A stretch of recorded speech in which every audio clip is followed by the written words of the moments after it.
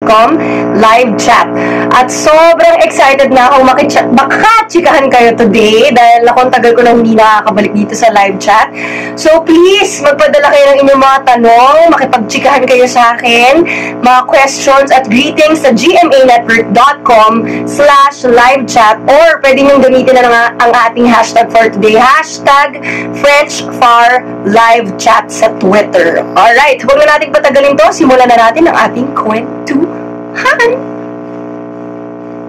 Game. Okay. Simulan ko na, no? Meron ditong nagtanong galing kay Mariela Ramos. Sabi niya, hello Francesca, hello Mariela. Isa kang morena beauty. Pareho tayo. Haha, anong beauty regimen mo? Thank you. Okay. Sige, replyan na natin to. Aloha.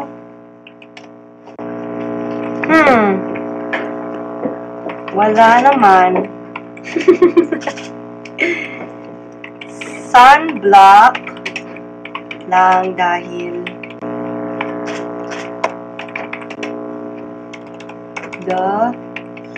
matindi ang araw. Lalo na dahil mahilig akong mag-beach.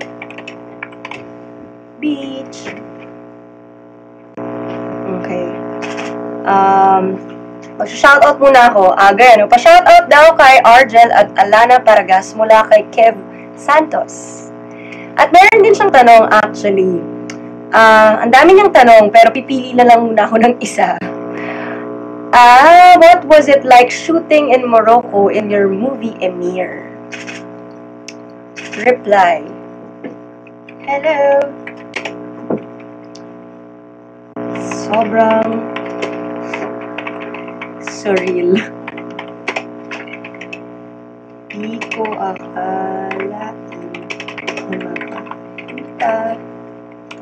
makakapunta ako sa Morocco.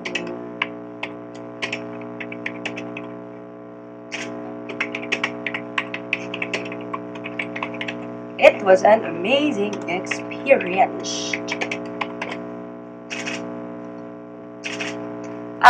Mula kay Cosmo Chic 69.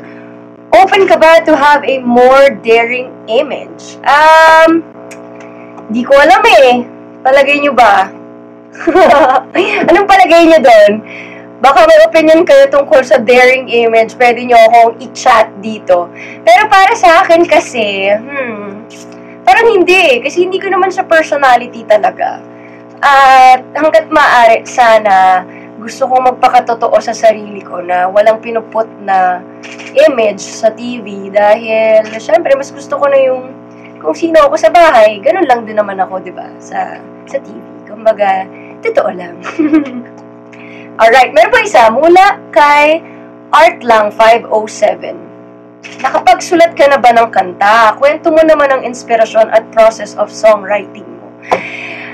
Oo, nakapagsulat na ako ng kanta at ang sarap sa pakiramdam. Sa totoo lang. Nagsimula kasi ako magsulat early this year. Medyo late para sa isang singer, pero sabi naman nila, it's never too late, di ba? Para sa mga kung ano-anong bagay. Actually, nakasulat na ako ng marami-rami na rin. Pero, pinili ko lang yung ilalabas namin na single. At, nagsasabi na ba akong detalye? Wag muna. Kasi hindi pa siya sigurado. Pero, ayun, ano talaga siya eh. Kumbaga, para siyang diary. Para kang nagsulat ng journal. Alam mo yun? Yung meron kang pinagdadaanan or meron kang nararamdaman, anything na gusto mong kahit anong maisip mo, anong maramdaman mo, may nagsabi sa akin, isulat mo lang para lang, alam mo yun, try lang. Kasi nung umpisa ang mga sinusulat ko, bakit hindi ako makasulat ng kanta? Yan, nagsimula ako sa ganyan, nagsimula ako sa, hindi ako makasulat, na-frustrate na ako, ano ba naman to? Ganun lang ako nagsimula talaga, hanggang sa unti-unti, habang naglalabas ako ng emosyon sa papel, meron nang lumabas. At nung lumabas siya, para naman siyang waterfalls, tuloy-tuloy lang siya na emosyon at na-translate sa words. Kaya, very fulfilling. Kasi, yung akala mo hindi mo magagawa mo pala. Yun lang. Alright, sige. Next! Mula kay... Uy, si Benedict, how to connect daw? Benedict, naka-connect ka na. Re-replyan ko na nga siya. Hello! Naka-connect ka na.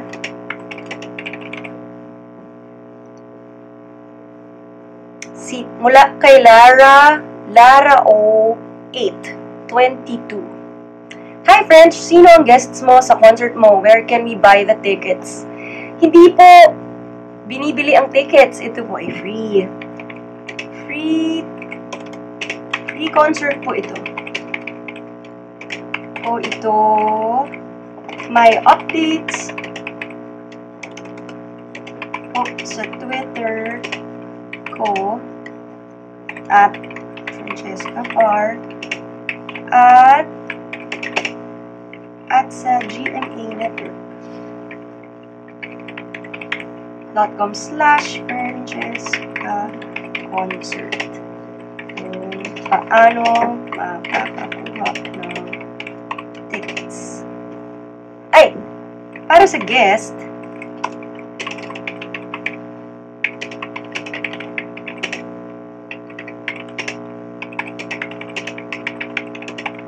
ang guest naman guys, si Julian ang aking guest. Di pa yata na-announce, pero siya. Okay. Mula kay John Ray Sistorias. Sabi niya, do you know how to play musical instruments, Miss French? Actually, tayo mag-reply. Hello, John. Actually, learning ako ngayon. Mag-piano and guitar.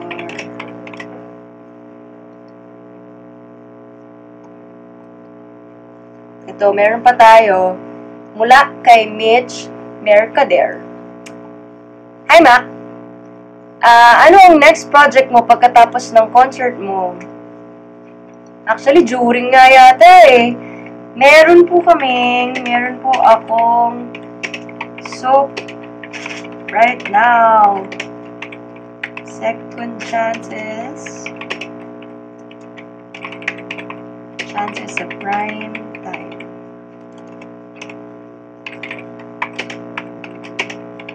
Hi, Mitch. Yan. Alright, mga kapusa, jam with me on October 16 sa aking concert and get the chance to win 2 tickets and backstage pass. Dalawa yan ha, at backstage pass. Just by answering one simple question. Please bisitahin nyo naman ang gmanetwork.com/Francesca Concert to join the promo.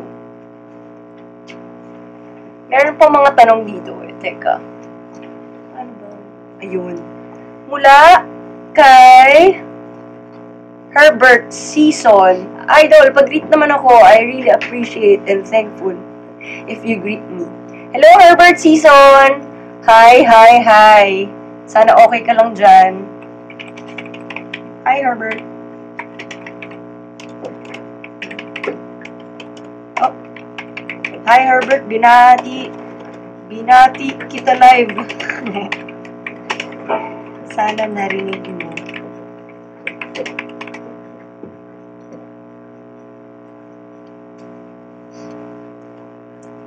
Okay. Okay lang umulit, Maraming tanong yung iba. Sige. Teka. Ano pa tayo? Mula kay... hindi, nasagot ko na pala to. Ito. Sorry, ang labo naman to. Dakilang macho. Mula kay Dakilang macho. Sana dakila ka talagang macho, no? Mac, gaano na kayo katagal mag-BFF ni Macho? Ni Julie. Gano'n na ba katagal? Mga kanina lang naman. Mga 2 hours. Hindi. Simula nang sumali ako. Hi. Kailan ba ako sumali ng Next Big Star? 2009 kasi ako sumali nung 2009 ako sumali. Sumali ng Next Big Star. Right after ng contest ay magkasama na kami noon sa SOP. So, mga 2009, 10, 11, 12, 13, 14, 5 years! Mga 5 years na din. Bilis ng panahon. Okay, mula kay Norte Girls 08. Hello, Norte Girls 08. What's your favorite travel destination? Travel tips na rin. Naku, mahirap yata to. Depende sa maisip ko. Kasi parang ako yung klase ng tao na lahat ng desisyon ko base sa nararamdaman ko lang. Medyo pangit yata yun.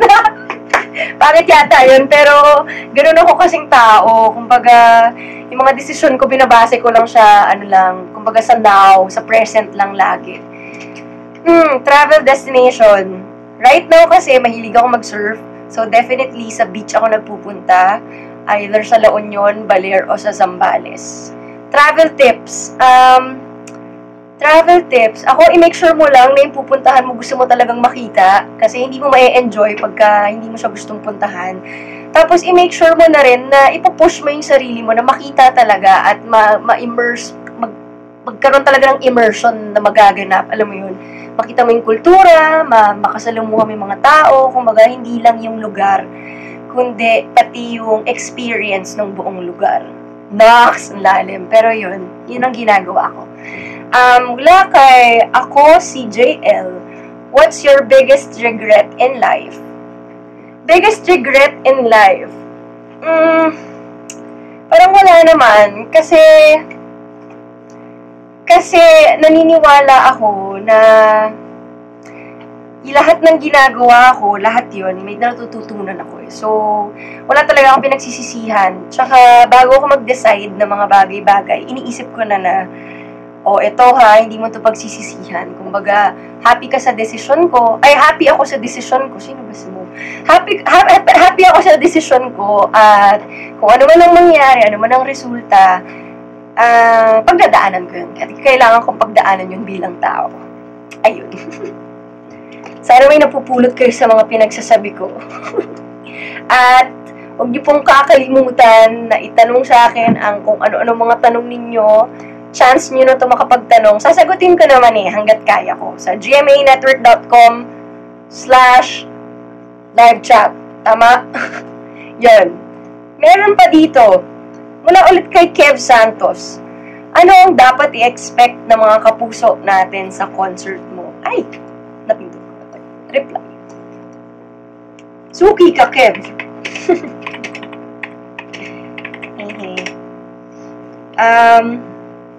Actually, hindi ko talaga alam kung anong i-expect nyo sa concert ko. Kasi lagi nilang sinasabi, expect the unexpected. Na cliche na talaga. Pero kasi sa totoo lang, yun naman din talaga ang katotohanan, di ba? Siguro para sa akin, huwag na lang kayo mag-expect. Huwag na lang kayo mag-expect, di ba? Kasi mahirap yung mga nag-expect. Mamaya may expectations tayo. Hindi naman namin ma-meet yung expectations nyo. Kayo pa yung magalit sa amin, di ba? Pero hindi. Sa totoo lang, kasi hindi pa rin namin alam talaga kung ano yung saktong show na maibibigay namin. Kasi hindi pa namin ito nagagawa. Alam mo yun, wala pa kaming rehearsals, wala pang run-through, and ito ay isang show para makita nyo kung ano yung parte ng buhay ko na hindi nakikita normally sa TV. So, definitely very personal yung show. At wala. Puro ako lang na nagkakakanta, singing my heart out. Yun lang talaga ma-expect nyo dun sa show. Pero huwag kayo mag-expect. Para walang expectations. Yun lang. Teka, ang dami nung sinabi ko, hindi ko na alam pa paano ito type. Sabi ko ng suki ka, Kev. Expect mo na very personal show. Personalan. Okay.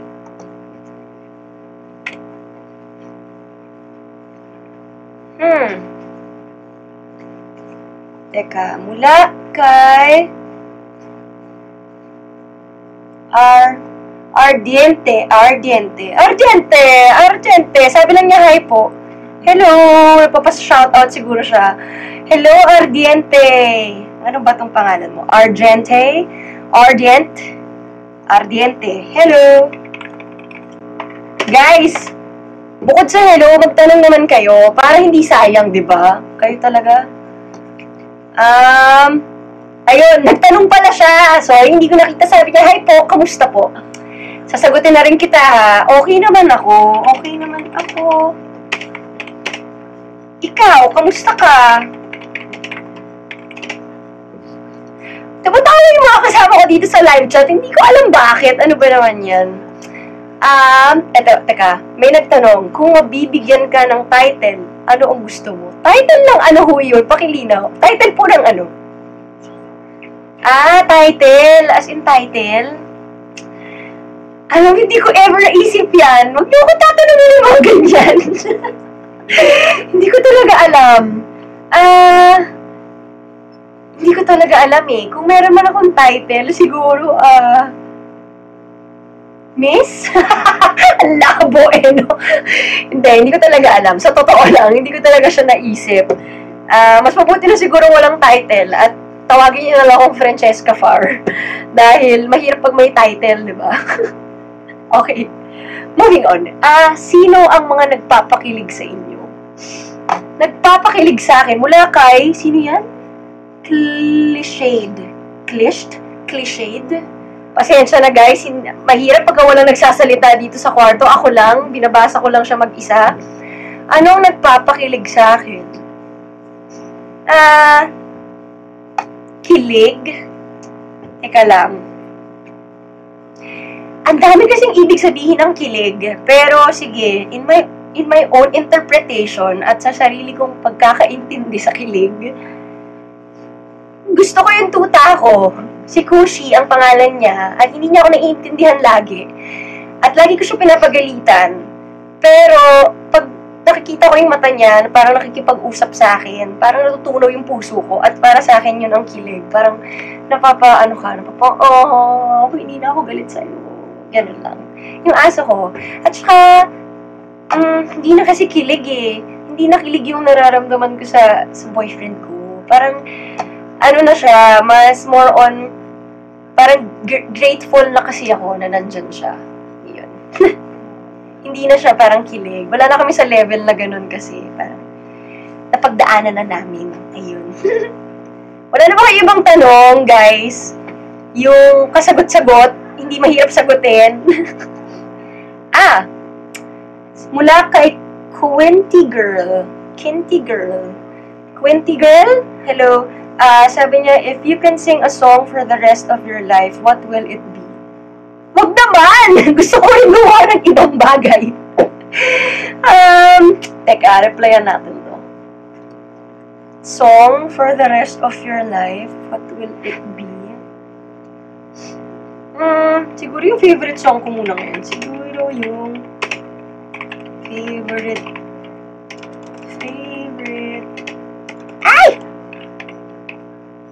Song ko. Hindi ko coordinated yung kamay ko. Nakakainis. Ngayon. Siguro yung favorite song ko ngayon, which is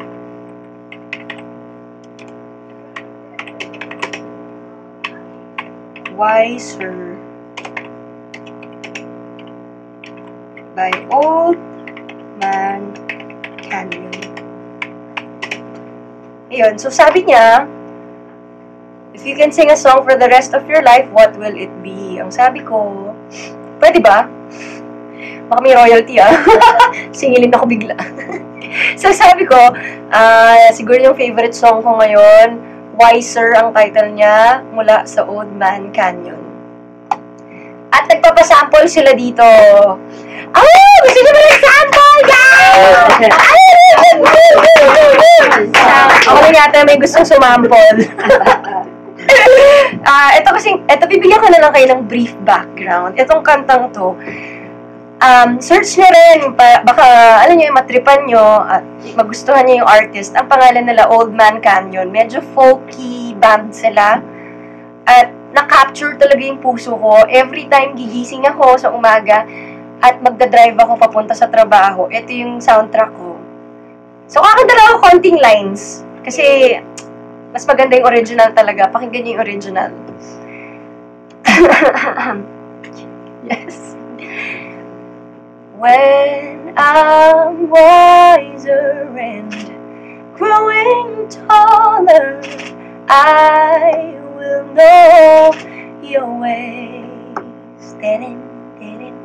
When I've come to the places I'm going, I will see your ways. And all my heart I'll follow, trying to be all, but we'll shine like diamonds in the rough. The end! Haba na lang, guys. Thank you. Pakinggan nyo, Pakinggan nyo talaga yan. Meron yata sa YouTube, alam ko.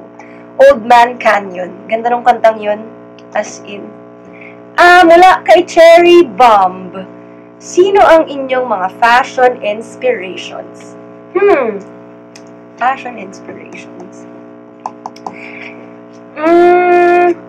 Ako kasi sa totoo lang, hindi ako masyadong mamagazine kasi tsaka manood ng mga fashion TV. Pero nahilig ako dati manood ng Next Top Model. Kasi, di ba, minsan gusto mo lang magpakababae at magpakatotoo na gusto mo lang pumost-post talaga sa harap ng salamin na hindi naman talaga siya posible sa totoong buhay para sa akin. So, fashion inspirations. Kasi ako nagdadamit ako kung ano lang din talaga yung gusto ko eh. Hindi naman talaga like yung uso, kung ano lang din talaga yung komportable, ano yung gusto ko, ano yung kulay na gusto ko. Ano kasi ako eh, gusto ko kasi nagkakanya-kanya tayo eh. May sarili kasi akong mundo minsan. So, kung ano lang matripan ko kahit na minsan, wala na siya sa style, palagay ng iba, baduy daw yun. Para sa akin naman, ito yung gusto ko talagang suotin, di ba? At yun naman yung pinaka-importante. At the end of the day, ikaw pa rin naman yung masusunod sa kung anong mga gusto mong isuot. Diba? Kung gusto mo lang mag-t-shirt at magpantalon, papunta ka ng bangko, may errands ka, punta ka ng simbahan, o kung saan man, diba? Mas gusto mo ng komportable. Kasi lalo na ngayon ang panahon, biglang uulan. So magdadala ka pa ng payong. At kasi hindi ako, nagko-commute kayo, diba? Malamang, karamihan sa inyo nagko-commute. Ako rin kasi, madalas ako nagko-commute. Kasi wala akong driver, so gusto ko nagta-taxi, lalo na pag may trabaho, kasi wala nga akong driver. Di ba pag naka-taxi, social, may driver ka. Di ba? Ida-drop off ka na lang mismo sa lobby ng hotel, lobby ng ano, di ba? So, madalas nagko-commute ako, at syempre, ayaw mo naman mag-attract ng mga kidnapper, hold-upper, kung anong napper, alam mo yun. So, gusto mo, ano ka, dalagang Pilipino, naka-pants, naka-t-shirt, naka-polo, ganyan. Ingat-ingat lang din kasi pag nanakawan naman ako, di ba, ako rin naman yung magrarant sa Twitter na nanakawan ako, pero magrarant ako, pero yung suot ko naman, naka-skirt ako, di ba? So, ang labo, di ba? Iyan lang naman. Yun ang fashion inspiration ko, sarili kong puso. Ang daldal ko. Next time, kailangan ko yata ng kasama dito. Mula kay Jamie225, what is your favorite thing about being a celebrity? Palagay ko, ito kasi recently lang, nagpunta ako ng SM Baguio para sa Bet ng Bayan. Tapos balikan lang, kikwento ko lang ha, since wala naman talaga nakikipagkwentuhan sa akin dito, chichikahin ko na lang kayo. Balikan lang yon. So, pull out kami dito sa Manila mga 11 a.m. Dumating kami doon mga 11 to mga 3:30 ganyan. Dumating na kami doon. Tapos wala kaming standby, walang hotel, nasa van lang kami. Kasama ko yung handler ko, tsaka yung kasama ko. Pagdating namin doon ako nagbihis sa van, doon ako nag-makeup. Tapos, kumanta na ako, 3 songs na agad, tapos aalis na agad kami. Pero bago kami umalis, minit ko muna yung support group namin doon, yung prayer support group ko doon. Francesca Natix sa Baguio chapter. Medyo marami sila, mga nasa 20 rin siguro sila. So, minit ko muna sila bago kami bumaba. Actually, bago kami bumaba ng Manila, nagpicture pa kami doon sa Lion para lang may magawa at para makapag-stretching ng konti. Tapos, bumaba na kami. Nahilo pa nga ako sa Kailan Road eh. Muntik na ako masukay. Okay, so babalik ako dun sa tanong. Ang favorite thing ko sa pagiging ganito, ayokong tawagin celebrity kasi, pero sige, celebrity. Ang paborito ko talaga ay yung nakikita ko. Kasi yung isang fan, umiiyak siya nung nilapitan niya ako. Tapos, bit-bit niya yung letter niya. Tapos, si Charisse, hi Charisse, sana nanonood ka ngayon. Sabi niya sa akin, Ate Fresh, gustong-gusto ko itong makita talaga. At nakakataba ng puso yung gano'n na umiiyak sila. Tapos, alam mo yun, ayaw mo naman syempre iyakan ka ng maraming tao. Ayoko naman yun na umiiyak kayo sa harap ko. Pero, nakakatuwa lang na yung exposure pala namin sa TV, nakaka-reach pala talaga siya ng maraming tao at nakaka-inspire pala talaga kami. Na, yun lang din naman kasi talaga yun eh. Parang, sa totoo lang, hindi po madali ang showbiz na akala nyo madali. At yung mga fans, yung mga sumusuporta sa amin, sa akin, yung mga nagpapakita talaga ng love and support, yan yung ito yung nag-fuel sa akin na gawin ito talaga at i-continue ang pagkanta sa TV dahil, alam mo, hindi ko pala alam na marami pala ako na-inspire at yun lang naman din talaga yung gusto ko. So, yun ang favorite thing ko about sa pagiging celebrity, quote-unquote celebrity. Okay, pasok niyo pa yung mga tanong niyo dito kasi gusto ko bang magsalita. From Lorraine Montejo. Hi, Maki, do you still remember me? Galing mo. Teka, Lorraine Montejo, ginulat niyo naman ako. Natupad mo na ang dreams mo. Ako yung kasama mo dati sa Are You the Next Big Star? It's me, Rain. It's me, Rain. Lorraine, Rain Montejo. Alam niyo, sa totoo lang po, hindi ko po maalala yung mga pangalan at magpapakatotoo ako na makakalimutin ako. Sa totoo lang, yung ginagawa ko po kahapon, nalimutan ko na agad ngayon. Hindi ko po alam ba't gano'n. Pero I'm sure pag nakita kita rin, medyo may nag-ring nga na bell sa tenga ko. Parang ang meron. Pero, hindi ako sigurado talaga eh. Pasensya na. I'm sure pag nakita kita, maaalala kita. Oo nga eh, no? Yung mga pangarap ko natupad na eh. Pero, sa totoo lang, dati kasi, di ba, ito na nga eh. Ito na nga, so dati, nung nagsisimula ako, di ba, sa Are You the Next Big Star nun, pangarap kong kumanta at sabi ko, gusto ko talagang makakanta ng makapag-concert, yun lang, kumbaga yun lang, ganun lang yung pangarap ko. Ang laging nasa utak ko, nasa stage ako, tapos kumakanta ako, maraming tao. Ganun siya, at tama ka, Lorraine, natupad nga yun talaga, pero habang tumatagal pala, ang tao, na-realize ko, actually hindi ko nalalahatin, ako, bilang tao, nagbabago pala ang mga gusto ko. At habang nag-grow ako bilang tao, lumalaki din ang lumalaki yung mga pangarap ko. Parang pataas lang siya ng pataas. At may nabasa nga ako. Sabi, hindi raw ever nakukontento ang tao. Well, palagay ko, totoo nga yan. Kasi parang bawat goal na natutupad ko, meron lang mas iba pang mas mataas na goal na gusto kong tuparin. And I think yun naman yata ang essence ng pagiging tao, di ba? Na i-challenge mo ng i-challenge yung sarili mo. So ngayon, iba naman ang pangarap ko ngayon. Pangarap ko naman ngayon na mabagong mundo. Diyos, ang laki, no? Hindi, kasi kikwento ko na lang din muna since wala akong kakwentuhan. At, sige, ikikwento ko na lang muna bago ko sagutin yung mga ka-chat ko dito. Actually, nagbago na yung mga pangarap ko. Parang feeling ko, pangarap ko naman ngayon na makagawa ng maraming ganda, parang Beatles, at maka-inspire talaga ako, yung talagang mararamdaman ng tao na buhay pa tayong lahat at hindi lang yung bundong ibabaw. Ang lalim, sana naiintindihan niyo ako, pero para sa akin lang naman doon, kasi syempre, 'di ba? Lahat tayo parang magtatrabaho, puro pera lang iisipin kasi kailangan makapagtapos ng pag-aaral ang kapatid, kailangan may sustento si mami at si daddy, kailangan ganyan. Basta lahat ng mga bagay na material, yun ang mga naiisip ng modern tao ngayon.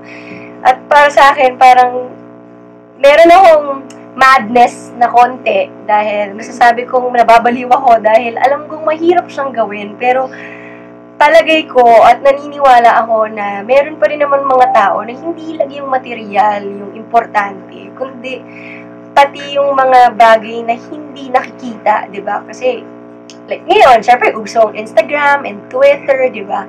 So, gusto natin pinapakita kung anong meron tayong material na nalilimutan natin kung ano yung meron na talaga tayo at hindi nakikita ng ibang tao. So, yun lang, yun yung bago kong pangarap, new dream ang tawag ko dyan, na medyo mahirap, maging aware ang mga tao, doon nga. Okay, so chatters, enjoy na enjoy ako sa pakikipagtsikahan sa sarili ko. At, sorry guys, ganito lang talaga ako. At, kailangan lang nating mag-take ng short break, pero keep sending your questions. Inaabang ko yung mga tanong nyo dito. Tanungin nyo kasi ako ng tanungin para hindi ako chumichika mag-isa. At sasagutin ko yan when gmanetwork.com live chat returns.